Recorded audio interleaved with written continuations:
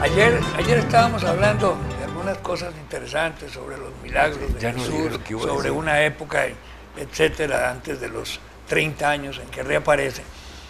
Y yo cité un libro que de veras es perturbador, que en español se llama ¿cómo se llama? La conspiración de la Pascua debe ser, porque... Sí, se llama bueno, de Pascua, sí. En inglés se llama The Passover Plot. Ajá. Al complot de Pascua se llama en español. Pero bueno, de veras, después de haber hecho el programa de ayer, yo me quedé con... Y quiero hacer una declaración de fe, de veras. Yo soy católico, apostólico, romano. No soy tan romano, pero bueno. Y tengo una fe muy firme en Cristo, en Jesús, en todo esto. Y cuando hablé de ese libro, tan perturbador, no me gustó de veras, que puedo haber sembrado alguna duda. Pero bueno, sí, yo quise hacer la declaración. Yo lo leí hace muchos años y nunca, no lo menciono mucho por no entrar en...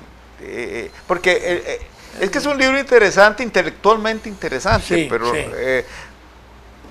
no es como que... Yo sé que si se lo leo lo que me pasa es que a Justo Orozco, que la religión pega, no es un tema que a mí me interese ni me apasione. Ahí está. Bueno, eso es cierto. Bueno, puede ser. Es como que uno puede hablar de un libro sobre deporte, por ejemplo, pero si a uno no le interesa, sin embargo puede encontrar que está bellamente escrito, que tiene argumentaciones interesantes. Y ponerse un libro y no estar de acuerdo en nada, pero decir qué bien escrito que está. Claro. Es la verdad. Porque hay con respecto a ese tema, yo he leído libros que son tan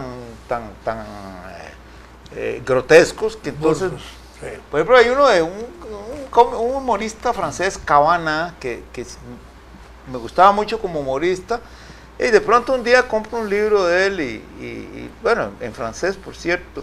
Y yo sinceramente digo, cuando empezó a hablar justamente de la Sagrada Familia de una cierta manera, así sin pensarlo mal, lo partí en dos y lo tiré a la basura.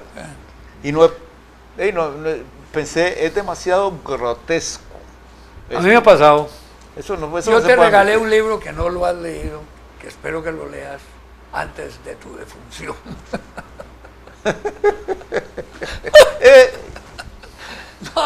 Es que el complot, no se llama el complot de Pascua, se llama el caballo de Troya 1.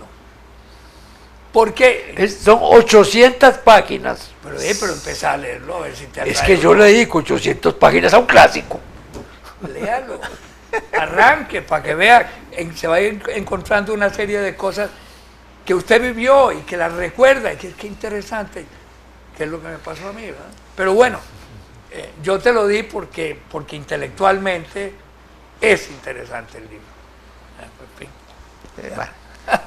Bueno. Además, con los libros pasa, don Alberto, lo que eso es incluso una de las cosas más bonitas que ocurre con los libros. El otro día yo le presté a usted un libro sobre el Mediterráneo de un bonio que lo escribió en serbio-croata y luego lo tradujeron al español.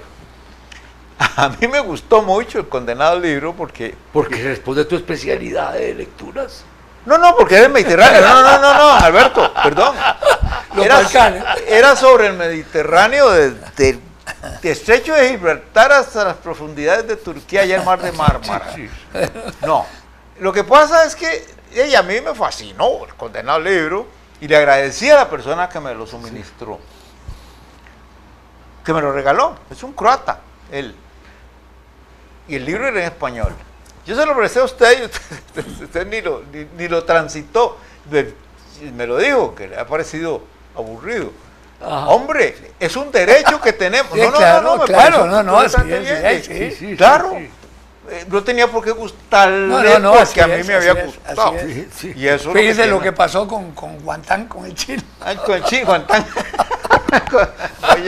¿Qué fue? Tuvimos que darle los cuentos para que se relacionara con el pobre chino. Y eso es otra parte del asunto con los libros. Hablamos mucho de libros, pero eso es parte también. Claro, cuando yo en algún lugar recomiendo un libro, siempre me quedo pensando, ¿cuál de ellos va a decir que yo soy un desgraciado que lo puso a leer una cochinada? Porque me ha pasado, pero así es. Sí. Bueno, el tercero a mí no me gustó y lo dejé a la mitad. Exacto. El de las amplias caderas. Sí, así tiene que ser. Sí, claro. Me imagino que a alguien le habrá gustado de García Márquez, El coronel no tiene quien le escriba, 100 años de soledad, pero los funerales de la mamá grande ya no le gustó. Pero es que los funerales de la mamá grande es un anticipo de 100 años de soledad. Pero uno no lo lee en ese orden, porque... Sí, no. Además, es un cuento, es muy corto, los funerales. Bueno, pero hay un libro de cuentos de él que se llama así, o sea que... Los funerales de la mamá grande, o el otro que se llama Ojos de Perro Azul. Ah, sí, claro. Que es malo. Sí, esos son cuentos sí, de su juventud, sí, que no debió haber reproducido. sí. Se les nota Pero- que son de adolescente. Es que, Alberto, ahí es otra cosa. Pasa con los grandes autores que después se encuentran con sus propios dientes, se muerden con sus propios dientes. Sí. Carpentier vivía feliz porque nadie se acordaba de la primera novela que él publicó allá, creo que en Camagüey, hace años, que se llama Ecue Yambao. Yo la tengo y nunca la he leído. Bueno, no vale la pena. Nunca le he leído. No, yo la tengo. Sí. Pero como me han dicho que, ¿Qué ¿qué es pasa? eso? Entonces él estaba feliz por eso, pero resulta que estando él allá en Europa, tranquilo, con toda su fama, apareció un fregado estudiante de licenciatura en la Universidad de Camagüey y decidió hacer su tesis sobre esa novela y la revivió y se lo llevó la trampa. Y la novela es un bodrio. Sí. ¿Qué va a hacer? Y pobrecito. Eso pasa. Y bueno, y tienen que vivir con eso. Y por eso, cuando uno... Hay quienes se casan con... Una vez, de esto hará un par de años, alguien me amenazó con que iban a reproducir en una revista unos cuentos míos que yo había publicado en los años 40, los años 50. ¿Cómo duele, verdad? Y si me pudiera, le pego un tiro. Sí. Eso ya no existe. O sea, Pues yo casi todos tus cuentos los he leído. Eso tal vez lo leíste. Sí. Los publiqué allá en Además, en el suplemento Sí. y esa es la Son tragedia. malísimos, ¿verdad? Esa es la tragedia con los herederos ambiciosos. Porque, por ejemplo, hay autores que guardaron cosas, pero que querían... No que las querían publicar y vienen a los herederos luego y empiezan a escarbar y a publicar cochinadas, ¿verdad? Eso ha pasado mucho, ¿verdad? Sí, claro. Y entonces, cochinadas, Hay que esconder a Cali Canto en los libros para que no le vayan a publicar alguna yeguada. Sí, con razón Kafka quería que le quemaran todo. Debe haberse dado cuenta que había cosas que no... Pues, sin embargo... Yo de esas cosas de juventud. Él tiene unas obras Kafka. No, por supuesto. Esas cosas de juventud, lo único que reconozco es un cuento que publiqué que me publicó don Joaquín en el repertorio cuando tenía como 20 años y que lo puse en un libro, que es el único hijo natural que reconozco. Hijo natural. Está bueno. No, esas cosas.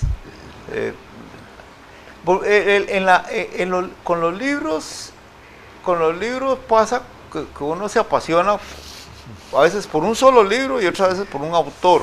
Y entonces, cuando es un autor el que lo trae a uno apasionado, entonces ahí llega el momento en que uno tiene que moderarse, ¿verdad? Oye, pero a vos no te pasa, yo me he enamorado de ciertos autores y de repente leo un libro que es un desastre, idiota, me da una cólera.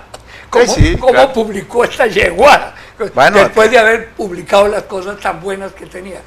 Bueno, los autores tienen... Sí. Bueno, yo he estado preparando así, pues Fernando lo sabe, una edición de mis obras completas, pero he estado revisando mis libros de cuentos y encuentro algunos cuentos malísimos, pero ya están ahí. Bueno, claro. Eso no los puedo... Ya como borrarlos no hace bueno. Lo que pasa es aunque sean hijos naturales como Pero Alberto, es que ustedes no tienen la suerte que yo tengo, de que casi todas mis ediciones son inéditas en el sentido de que salieron y nadie las leyó, entonces uno está salvado ahí. Ahí uno se salvó. El otro día estaba yo en un programa de Radio Universidad hablando con un autor y me decía, bueno, la verdad es que de todas maneras yo no me preocupo porque de mi novela se publicaron solo 370 ejemplares.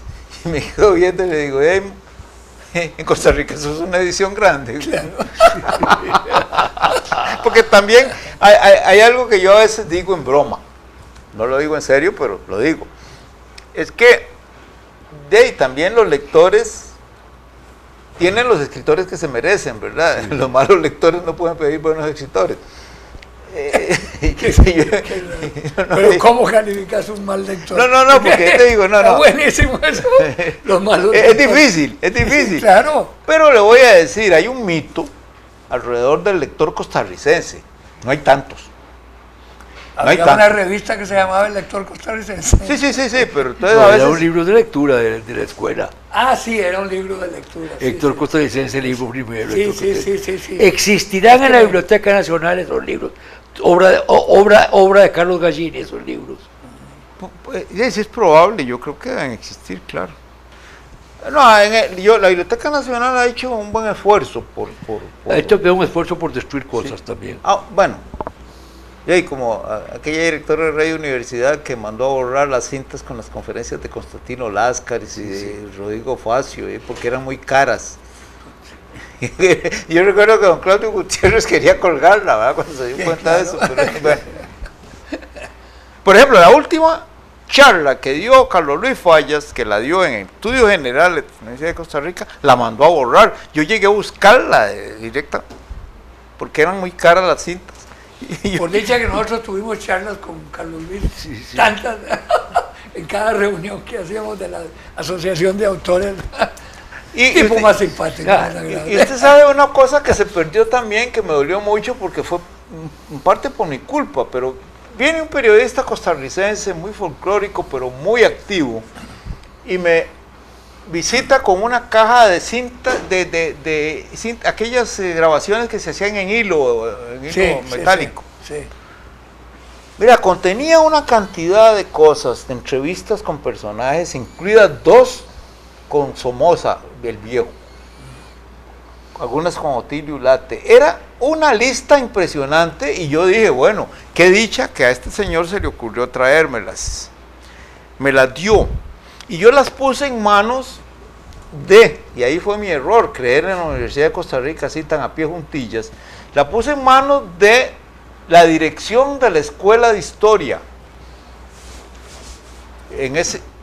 Y cuando ya yo iba a salir de la rectoría, quise averiguar dónde estaban, y lo único que me pudo suministrar la decana de la Facultad de Ciencias Sociales fue una lista de las entrevistas, pero nunca aparecieron. Y yo sabía que existían los medios técnicos para recuperarlas, por lo menos parcialmente, y ya había muerto el periodista.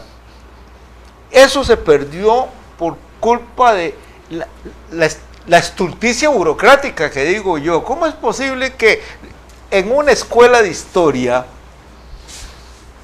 dejaran que eso se fuera seguro a la basura? Yo he contado las entrevistas que hice yo en el Canal 13, que fueron borradas sin haberlas pasado nunca. Sí, el Tertulia. Sí.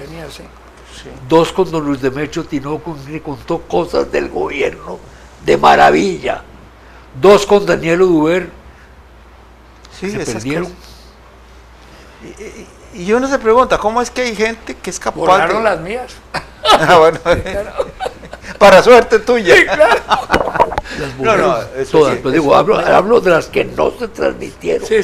Ya. No, eso. Es más, lo que más cólera me da es que si no hubieran hecho eso a esta altura, con los medios técnicos que existen, habría sido fácil reunirlas en registros electrónicos, que ya ahora sí podrían considerarse permanentes.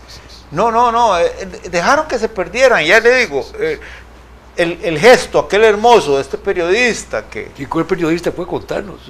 ¿Cómo se llama? Es que tenía un apodo, y yo casi solo conocía, pues, era herediano. Tenía un apodo. Mario... Benedetti. No, Mario.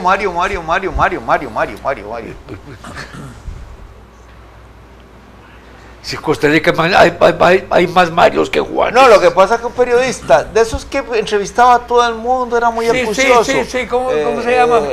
Sí, es un apodo conocido. Sí, pero yo no quiero decir el apodo. ¿Por qué? Porque además yo sé que ese apodo se lo puso mi papá.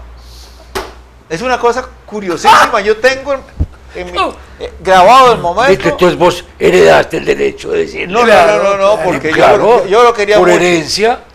Él estaba ennoviado con una vecina de nosotros, allá en los tiempos que yo era Huila. Y recuerdo que un tiro, él venía con la muchacha, acompañándola hasta la casa. Había venido en el bus de Heredia. Y mi papá, que estaba reunido con otros de ahí del barrio, ¿verdad? Dijo, ahí viene, y dijo el apodo, y se le quedó. Y se le quedó tanto que en San José todo el mundo lo conoce. O sea, es un apodo que yo vine a hacer, así como si yo lo hubiera parido.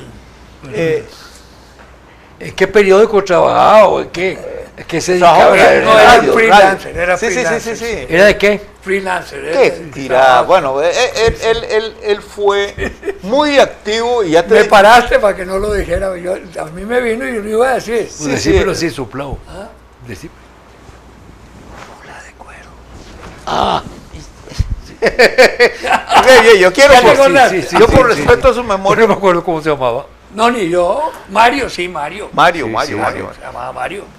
Pero bueno, lo que sigo lamentando es que él Claro, ahora sí. me diera ese tesoro de... Imagínense, era un espernible ser, Somoza, pero finalmente Somoza el viejo no debe haber dejado muchas grabaciones, me imagino. No, y era muy inteligente. Y el tipo era muy metido. Y yo sacaba. Sí, era, pero y eso, la incuria de los historiadores de la Escuela de Historia de la Universidad de Costa Rica. No tenés idea de lo que destruyeron, no porque yo estaba ahí, ¿no? Por lo que la gente dijo en esas... Claro, no. Y eso en una emisora del Estado. Sí. Que todavía y destruyeron las que ya se habían pasado. Claro. No, incluso dos con García Márquez. Destruyeron una serie de grabaciones que tenía Guido Sáenz, de músicos de primera. Borraron para grabar encima. Y a mí esa directora de Radio Universidad me dijo así en una reunión con nosotros, con el grupo. Claudio Gutiérrez había designado un grupo de 5 personas para crear el Museo de la Palabra de la U, por eso yo estaba ahí. Y me dijo, es que son muy caras. Y digo, pero usted me hubiera dicho a mí, yo el presupuesto de la dependencia que yo dirijo, le habría buscado la plata.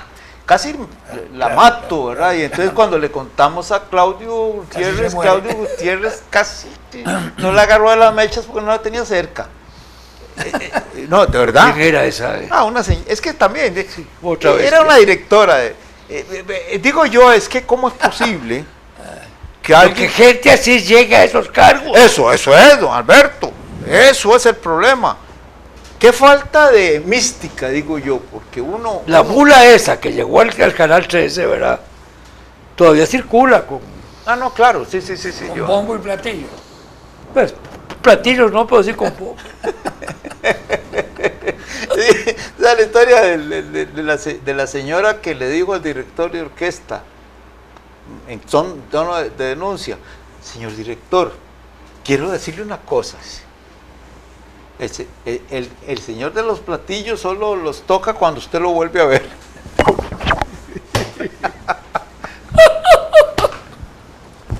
Ay, bueno, eso sí es. Eso sí es una maravilla, cuento.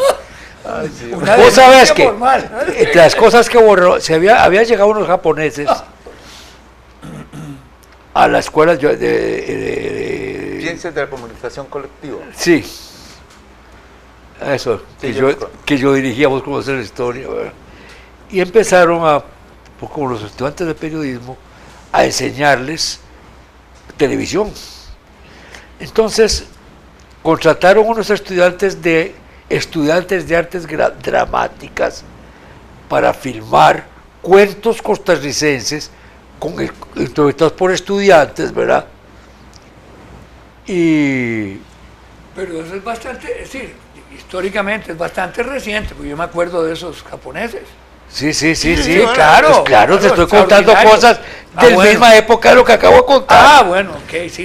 Y empezamos a grabar con el Canal 13 ciertos cuentos costarricenses, a grabar media docena. Grabamos 3 cuentos costarricenses, yo revisé los guiones, las adaptaciones, y se grabaron 3, y se le comunicaron al Canal 13, mira, aquí están estos 3 cuentos, van a ser 6, ahí se los mandamos a ustedes, vayan viéndolos, porque cuando tengamos los 6, se puede hacer un buen programa de televisión. El carajo ese vio los 3 y los borró. ¿Sabes lo que pasaba ahí en Canal 13? Sí. Después me lo disque explicaron a mí, que no tenían material y entonces cogían todas las vainas para regrabarlas encima. Eso es lo que pasa. Bueno, claro que eso era. El colmo. Bueno, pero eso se pudo haber resuelto. Era preferible repetir el programa. Pues claro. No tenía la menor. Y sobre todo que ya, ellos no sabían, pero ya se estaba acercando el momento en que iban a existir las computadoras y la manera de... Sí. Pero bueno, así es y hay que aterrizar. Aterricemos sobre esa gente. Entortillémosla. Claro, ese sujeto que estuvo